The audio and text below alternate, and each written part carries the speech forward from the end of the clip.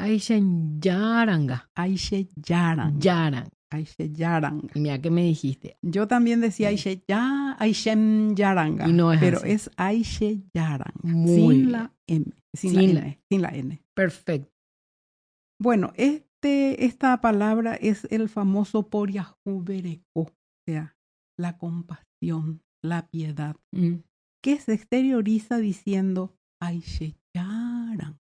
Es lástima. Es una expresión de pena, lástima por alguien que tal vez está pasando por una situación difícil.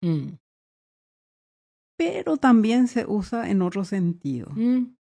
Cuando hay enojo, discordia, despecho, un rompimiento de un noviazgo, por ejemplo, se usan son de burla.